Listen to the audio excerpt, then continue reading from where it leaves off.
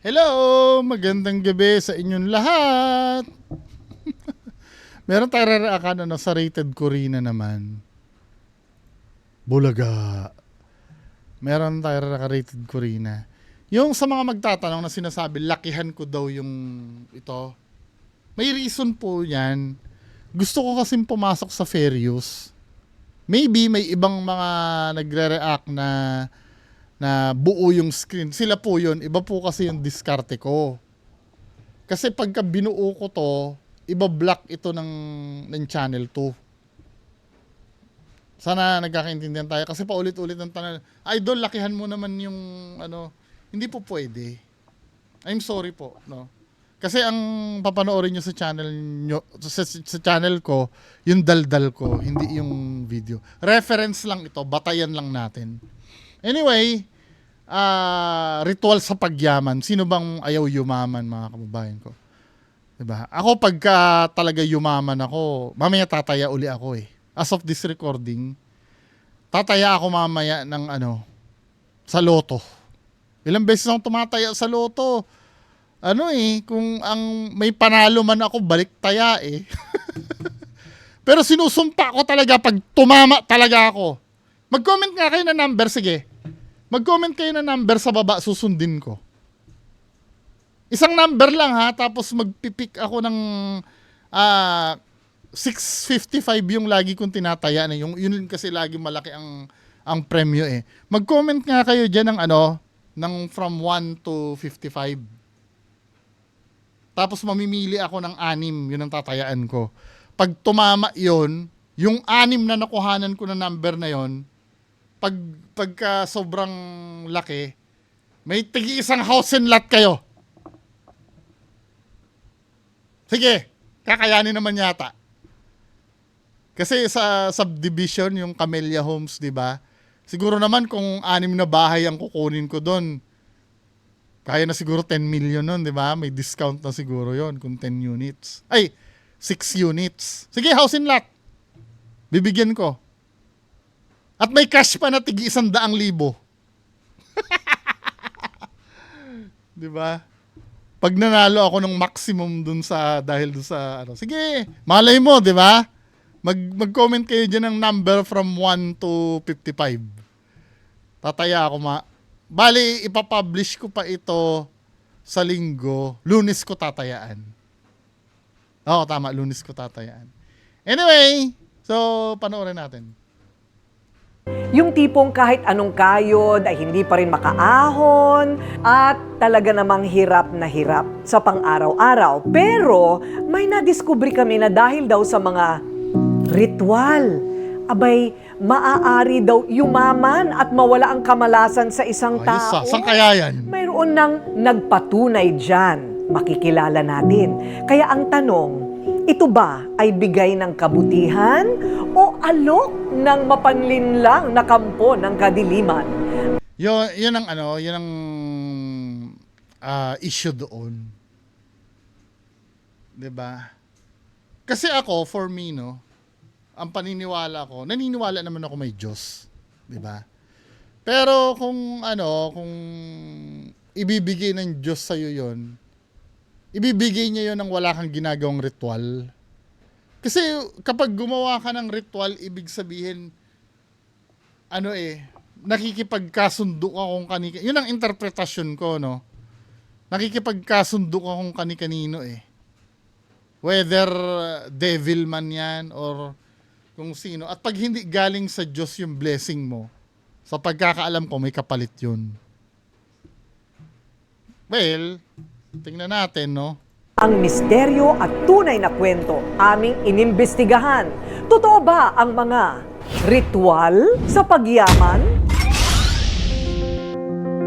Sa mundo na puno ng kahirapan, pera ang sagot para manatiling nakatindig dahil ito ang nagpapaikot nga naman sa buhay. Kaya kapag wala ka raw kahit magkano o kusing man lang, kawawa ka, tila basahan ang tingin sa'yo ng ibang tao.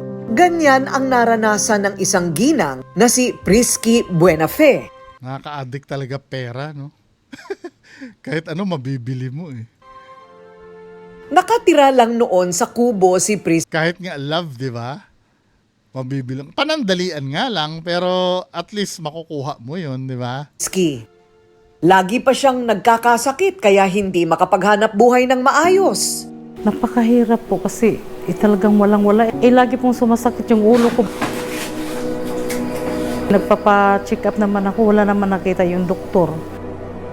Taga Fort Magsaysay, Nueva Ecija si Prisky at ang kanyang mister na sundalo. Laging aburido at problemado noon si Prisky dahil abot-abot ang kamalasan na dumarating sa kanilang buhay. Simpleng buhay lang din po, talagang tinadtad ng malas.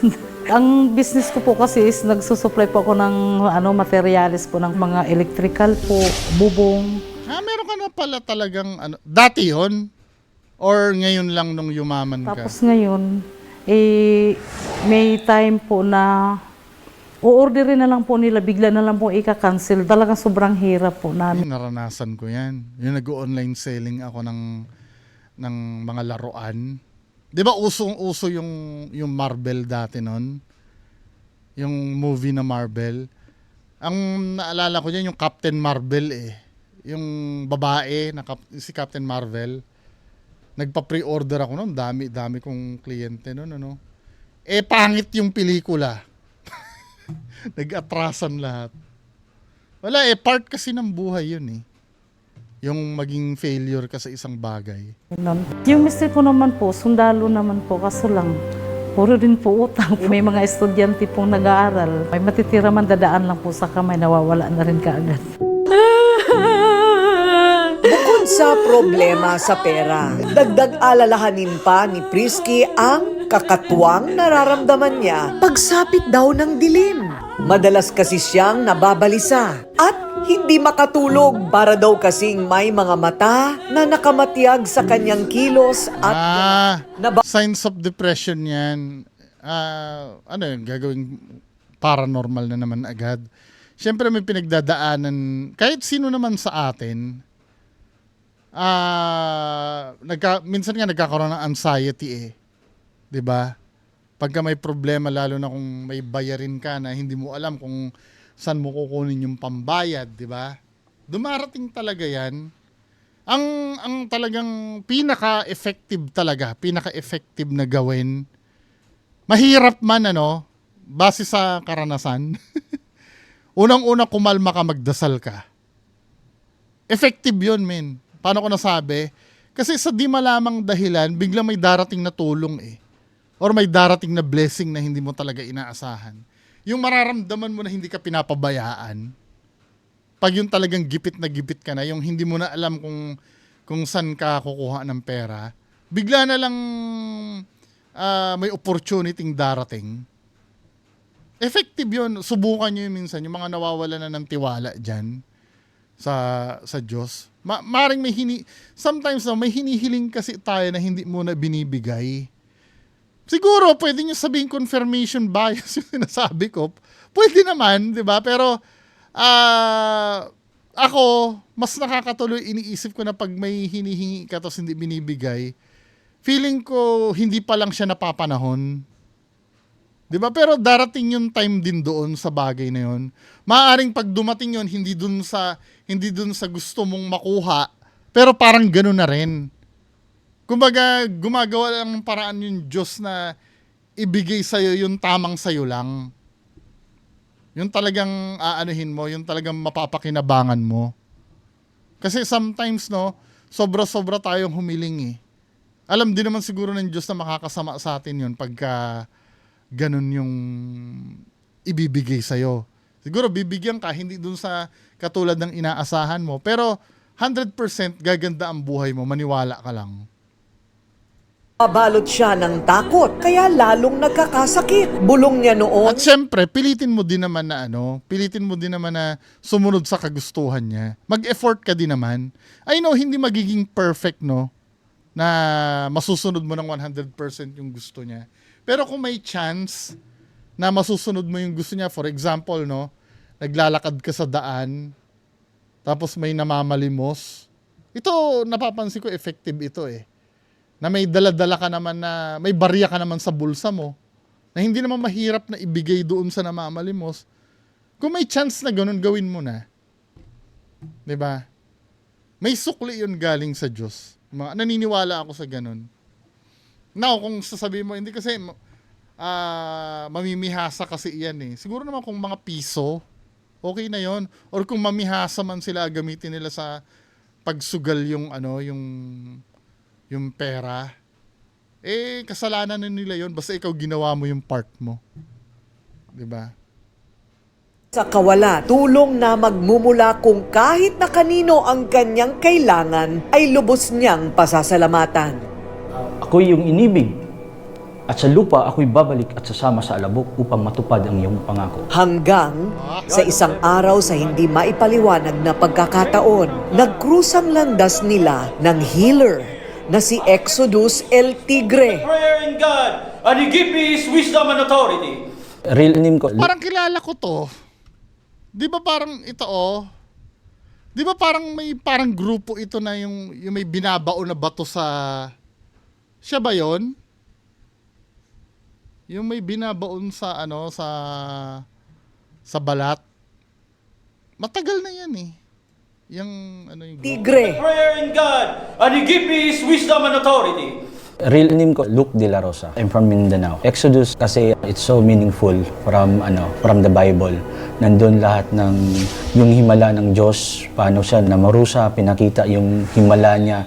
Kahit mga hari, kaya niyang tibagin. Walang hari-hari pagdating sa Diyos. So nandun nakasulat sa Exodus. Bago maging healer, may misteryo na siyang naranasan. 8 taong gulang pa lang siya nang nakita ng dalawa niyang mga mata ang isa raw aparisyon sa puno sa kanilang bakuran sa Cagayan de Oro. Sino ka? Bakit ka nandyan sa puno? Laro tayo. Ganun, sinasabi ko sa kanya. Siya, nagre-reply naman siya. Yung message niya sa akin, pagdating sa isip, parang pinapakita yung future.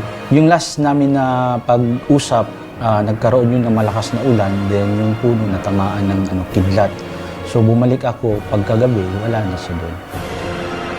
May mensahe raw ang sugo ng langit sa kanya, ang maging isang ganap na manggagamot. Ayoko Kadalasan ganyan eh, no? Yung mga nanggagamot. Diba? Parang yun yung kinakapitalize nila na ako maging albularyo. Kasi nakikita natin sa albularyo, naghihirap. Ayoko siyang manggamot kasi para kasing paano? Bakit? Makakasurvive ba tayo ng ganyan? Masusustain ba natin yung buhay natin? Marami tayong anak, tapos maliliit pa. Mag-albularyo din kaya ako. Ang alok sa kanyang misyon ng Kung kanyang ano gumandang buhay niya, laki ng TV niya. Oh. tanggihan. Sa isang iglap, nalugi daw ang kanyang mga naipundar na negosyo. Kasi way back 2018 siya. Before anything else, ako, nagninegosyo kasi ako. May tracking din ako. May gold mining, lending company. Meron talaga siyang history ng yung talagang may pera naman pala talaga siya dati. Ganun na. Wala na akong chance. Ang buti-buting tao ko, God, ba't mo ako binato? Maraming tao nakadepende sa akin, yung mga trabahante ko. Bibigyan ko kinabukasan yung pamilya nila. Pero bakit? Anong gusto mo para sa akin? One night, natulog ako. Sabi ng liwanag, I am the real God. Humingi ka at ibibigay ko, ipapakita ko sino ako. Kaya nang magdesisyon na siyang maging healer, Great is our God, Gadol Eloha, Epata. naglaho rin bigla ang bigat na pinapasan niya sa kanyang buhay. Bumalik unti-unti ang yaman na nawala sa kanya. Yung biglaan na lang na nagkakaroon ka ng biyaya. Sinubukan ako ng Diyos, katulad ng sa Bible, si Jacob. Baka sabihin yung sa demonyo, sabi niya na nagdadasal lang yan sa'yo kasi binibigyan mo ng biyaya. Personal kong binubunot ang anghel na hindi marunong magpatawad.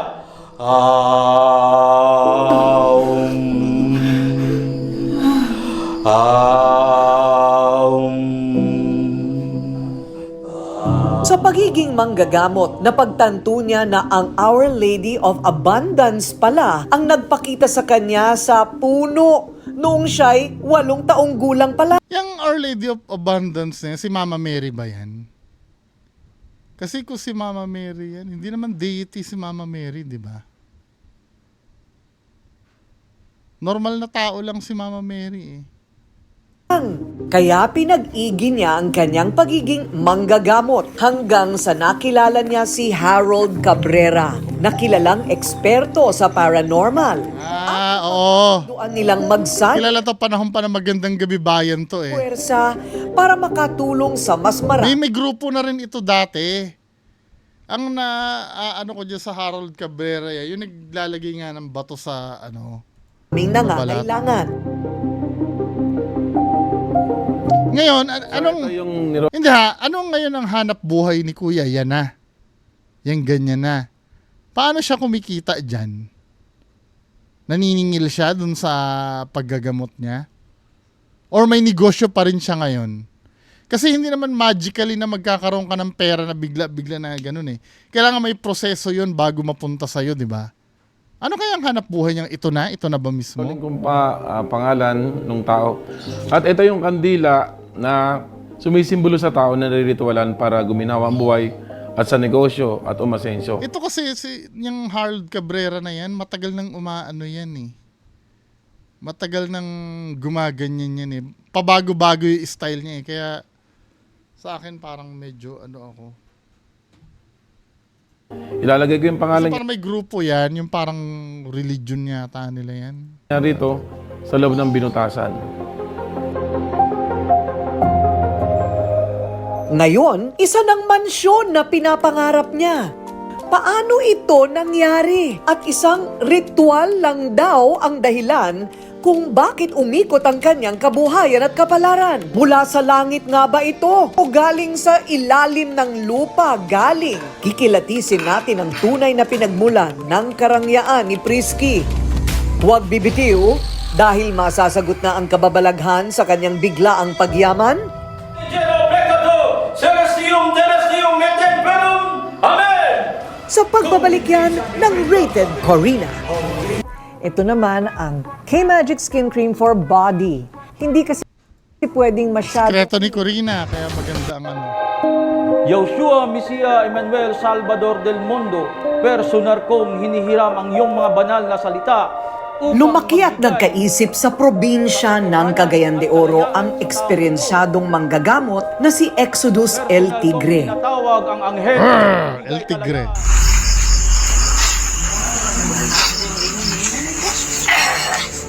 Mayroon ding mga itim na elemento at mga maligno hanggang nagkasunod-sunod pa nga ang mga binigyan daw niya ng lunas na biktima lahat ng alagad ng kadiliman. Ha? Tawag na po.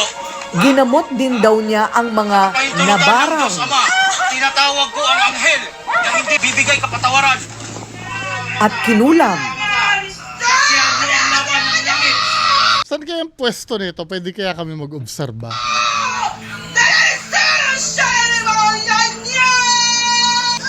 St. Benedict. Lamuna, Tispera. Kitiling.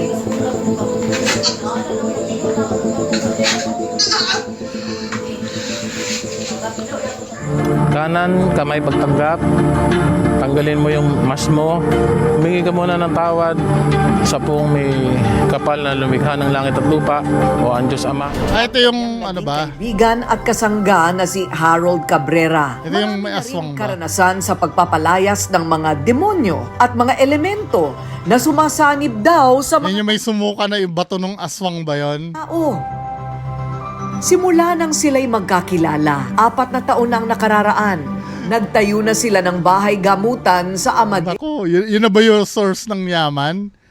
Hindi pa dinidiscuss kung ano yung kung ano yung pinagkunan nila ng pera. Cavite. Gusto mong babaeng tao? Bakit? Anong kasalanan nito? Anong ginagawa mo sa kanya paggabi? Sagot! Anong ginagawa mo sa kanya paggabi? Ha?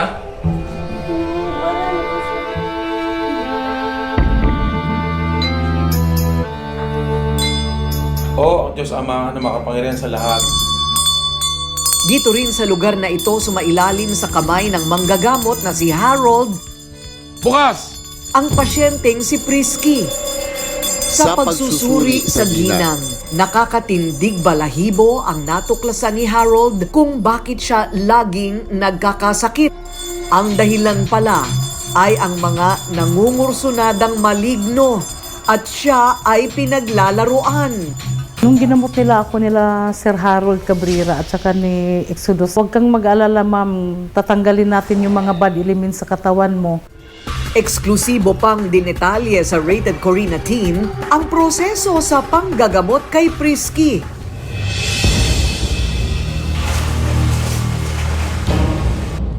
Para mawala ang sapi sa kanyang katawan. Matapos ang pagpapalaya sa mga umano'y alagad ng dilim, mula sa bahay gamutan, dumiretso ang pasyente sa bahay dasalan. Dito, May ganun na talaga sila, no? nakapangingila Alam mo, sometimes, simula nung na-expose nila Sheng ang team ng Rated Corina, parang hindi na siya believable, no? Proven eh. Totoo naman yon yung pagka may mga program na ganyan na inaano ng Rated K, parang may betchin na silang nilalagay na hindi na makatotohanan. Minomodify na nila yung istorya. abot na ritual. Maniwala at magtiwala ka sa Diyos. Tutulungan ka namin. Sa kapahintulutan at kapangyarihan na binigay sa akin ng Diyos Ama. Ako si Dalubhasa. Tinatawagan ko ang lahat ng mga anghel sa langit upang makipaglaban sa hibo ng lakas ng kampo ng mga kadiliman. Exodus. Hamata, hamata, hamata, hamata. En nomine Jesu, omnigedo plectator, celestium, terrestium, et inferorum, amen. Luluhod ang lakas ng hibo ng langit at hibo ng lakas ng lupa sa harapan ni Kristo. Sa lugar na ito sinasagawa ang cleansing para itaboy ang bad energy na nagpapahirap sa katawan. Dito rin inuusal at binubulong ang kahit anumang kahilingan na kadalasan kaginhawahan sa buhay ang hinihingi. 2 taon na ang lumipas.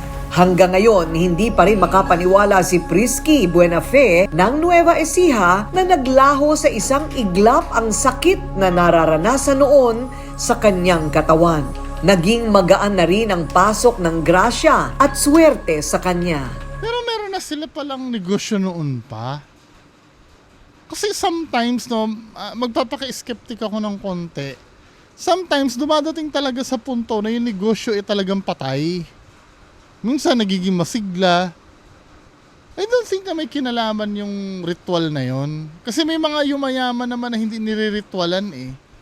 Talagang nabago po yung buhay namin. Dahil doon sa nila na, ritual. hayaan mo ma'am, dadating ang swerte sa'yo. Ngayong January 2022, merong swerte papasok sa'yo na napakalaking halaga. Ayun, totoo nga. Milyon-milyon po ang in order. Diba, ibig sabihin, may kliyente ka. Nagkaroon ka ng kliyente, hindi dahil niritualan ka. Diba? Sabihin mo, dahil niritualan ka, bakit yung mga espiritu ba na yun, inudyukan yung mga mag-o-order sa'yo? Hindi, nagpapaka-pilosopo Logic lang ang tinitingnan ko kasi eh. Hindi naman magically na umapir sa'yo yung pera eh. Pinagtrabahuhan mo din naman. Natapos ang biyaya ni Prisky dahil kumita pa siya ng kumita bilang supplier ng construction materials. Cheers! May negosyo ka eh. Hindi Kung imposible dati yan. ay minamaliit siya ng ibang kapitbahay dahil sa kubo lang nakatira at kapos sa pera. Ngayon, tinitingala na siya sa kanyang lugar dahil umiikot na ang kanyang magandang kapalaran. Nagutom tuloy ako. Sarap ng ulam.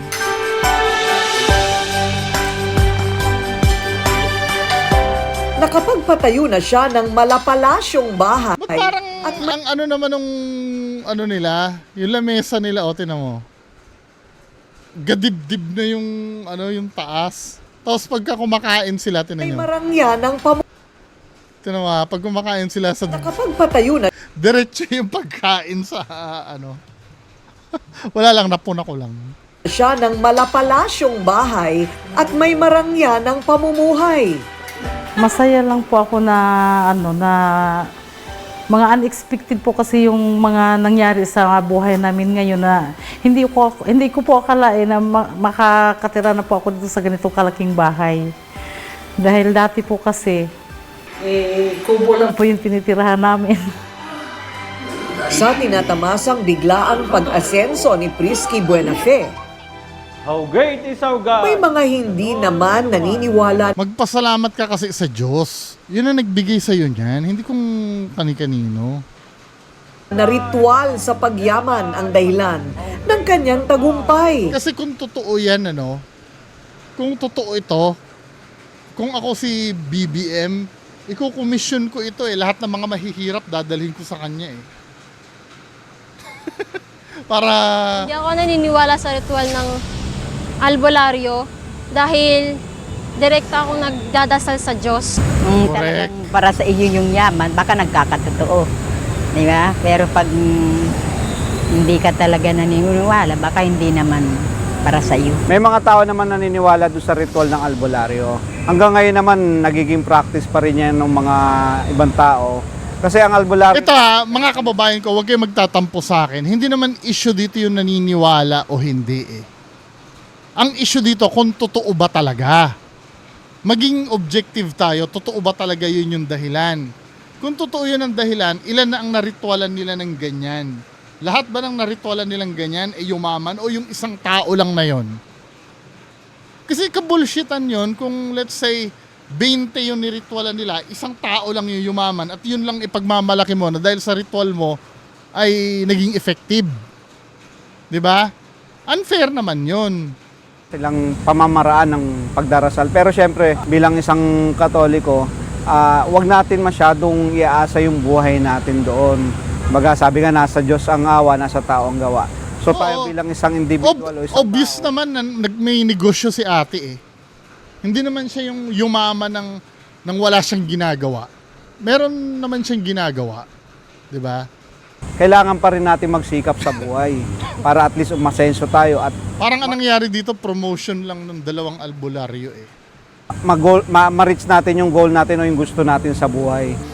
May paliwanag naman si Nestor Castro, isang cultural anthropologist, kung bakit marami pa rin Pinoy ang naniniwala sa mga agimat at mga ritual, kahit moderno na ang panahon. Ang paggamit ng mga ritual ay talagang parte na ng kulturang Pilipino. Matagal na itong paniniwala ng mga matatanda at nagpapasalin-salin sa iba't ibang henerasyon. Pinapaniwalaan na rin ng mga bata at sinasabi nila wala namang masama dahil malay mo ay magkatotoo dahil sa mga ritual na ito.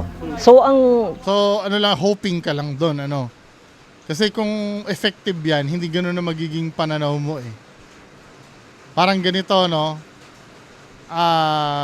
totoo bang mabubusog ako pagka kumain ako ng pagkain?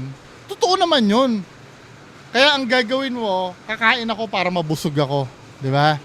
Hindi ko sasabihin na, na wala namang masasama kung susubukan kong kumain. Baka mamaya pag kumain ako, mabusog ako. Hindi mo sasabihin yun dahil ibig sabihin, hindi ka sigurado. Yun yung mga bagay na sigurado kasi Katulad nito, hindi naman sinasabi ng tao na pupunta ako dito para yumaman. Siyempre, sasabihin ng tao, tingnan natin, wala namang mawawala. Kasi nga, hoping lang sila. Hindi nila sinasabi na talagang ito yung magiging reason. Pagyakap sa mga ritual na ito ay pamamaraan ng mga Pilipino para magkaroon ng seguridad. Kasi sa buhay nila, ang dami-daming walang katiyakan. Pero halimbawa, nagpatingin naman sa doktor pero walang nangyari. O kaya ilang paghihikahos sa trabaho pero hindi pa rin tumataas ang sweldo. So sabi nila, bakit hindi Subukan. pumanig na lang ako sa mga dati ng paniniwala wala namang masama kung hindi magkatotoo, ano? So sigurista rin kasi ang mga Pinoy. So, Wala namang masama, pero pagka nagkatotoo yun, i-credit nila. Pero pagka hindi nangyari, palalampasin lang nila, di ba? gagawin din nila yung Confirmation bias. masipag na pagtatrabaho, magkukonsulta rin sila sa doktor pero magkukonsulta pa rin sa albularyo. At sa tanong kung mula ba ito sa kasamaan o kabutihan, may sagot dyan ang mga dalubhasa. Siguro hindi ang question kung valid o hindi, kundi epektibo ba para sa kanya. Kasi ang natutugunan nun yung psychological security na ay nanalangin ako. So para sa kanila ay napapanatag ang kanilang loob. At kung mangyari man, edi natutuwa sila. So kami sa disiplina ng anthropology, tinatawag namin itong syncretic culture. Parang pagsasalubong ng magkakaibang kultura mula sa West tulad ng modernong medisina, kultura rin na traditional na atin, na andun pa. So napapaghalo natin kahit nasa moderno pang sitwasyon. Siguro ang... At kung effective yan, hindi lang isang tao yung ipipresenta nila. Kasi doon pa lang may negosyo na kasi si ate bago siya kumonsulta sa mga yan 'Di ba na yung negosyo niya, paano kung let's say wag naman sana paano kung yung negosyo niya nung kumonsulta nalugi? Ipagmamalaki ba nila yon? Hindi na pagmamalaki. Nagkataon lang umunlad, kaya pinagmamalaki nila na sila yung dahilan. Hindi maganda Bakit kung unlad? basta puro ritual na lang at hindi naman magsusumikap. Pero wala akong nakikitang masama na nagre-ritual tayo at kumikilos tayo. Pero para kay Pero ang masama nun, hindi mo gino-glorify ang Diyos nun. Diba? Ang binibigyan mo ng credit yung iba na nagki-claim lang. Ski, bukod sa ritual na nakatulong sa kanyang pagyaman, ang mahalaga pa rin ay ang tiwala sa sarili at tiwala na nasa itaas. Hindi naman po, Magic. Pero yun nga, nung lumapit ako sa kanila, tuloy-tuloy po talaga yung swerte na binigay sa akin. Confirmation bias na lang yun. Hindi lang pala kailangan na lakad ka ng lakad na parang walang direction yung buhay. Sinay ko ka lang nun para magbigay ka ng donasyon sa kanila. Joke lang ha. Kasi pag tinanim sa'yo yun na niritualan ka namin parang dito ko utang na loob yung pagyaman ko, di ba? Kailangan pala talaga unahin mo pa rin yung itaas. Yun yung sinasabi na maniwala tayo sa itaas at magtiwala. Paglilinaw naman ng dalawang healer na sina Harold at Exodus El Tigre, hindi naman daw sila ang nagpapagaling sa mga may sakit. Healers, walang kapangyarihan. Kapahintulutan ng Diyos pa rin ang magpapagaling. So, yung dahil sa ulitin yung sinabi ni Healers, walang kapangyarihan. Kapahintulutan ng Diyos pa rin ang magpapagaling. So, dahil sa sinabi nilang yan, hindi mo na sila pwedeng sisihin pag walang nangyaring kagalingan. 'Di ba? Naglalatag na sila ng dahilan just in case na hindi gumaling yung pinapagaling nila, pahintulot pa rin ng Diyos. Hindi ako naniniwala dun Pag binigyan ka ng power ng Diyos, binigyan ka ng power, nasa pagpapasya mo yon.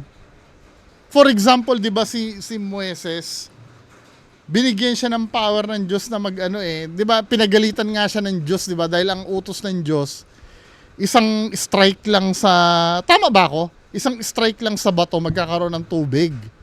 Pero ang ginawa ni Moises, 2 strike yung ginawa niya. At nung 2 strike yung ginawa niya, 2 beses nagkaroon ng tubig. Ibig sabihin, nasa pagpapasya mo, kahit ayaw man ng Diyos yon, kung yung binigay na power ng Diyos kay Moises ay gagamitin niya sa gusto niya. 'Di ba? Freedom niya na yun Palusot na lang ito. Tama ha? Tama ba ako doon sa kwento ko na yun? Yung pagkakarinig ko yung in-strike ni Moises yung bato. Moses strike.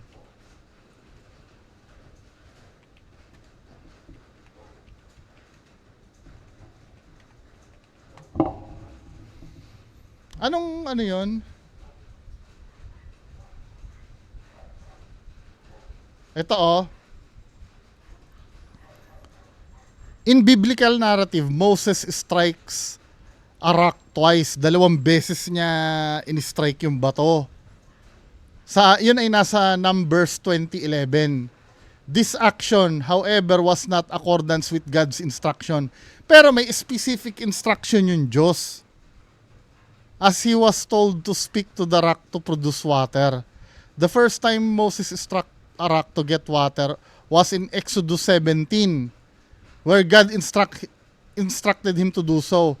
The second time, sa Numbers 20, ang utos ng Diyos sa kanya ay kausapin yung bato. Pero ang ginawa ni Moises, instruct niya ng twice dahil galit siya sa mga Israelites. Nagkaroon siya ng disobedience, pero may power pa rin siya. Kagustuhan pa rin yung pagkakaroon ng himala na yon, kagustuhan na ni Moises yon, hindi na ng Diyos dahil yung power na yun, binigay na kay Moises yun eh. Kaya invalid itong sinasabi nila na Diyos pa rin daw ang magiging reason para gumaling palusot nyo na lang yan pag hindi nyo na pagaling yung tao. Dahil kung binigyan talaga kayo ng kapangyarihan ng Diyos, kahit sinong gustong pagalingin nyo dyan, gagaling. Now, magagalit na lang ang Diyos sa inyo kung saan nyo ginamit yon, yung power na binigay sa inyo. Gets na? Naglalatag na lang sila ng dahilan dahil alam nila sa sarili nila, hindi lahat ng ginamot nila ay gumaling. Hindi rin daw sila ang nagsasabog ng biyaya sa isang tao gamit ang ritual sa pagyaman. Sila daw ay mga instrumento lang at lahat ng ito ay kapangyarihan na galing sa puong may kapal. Palusot na lang yun, men eh.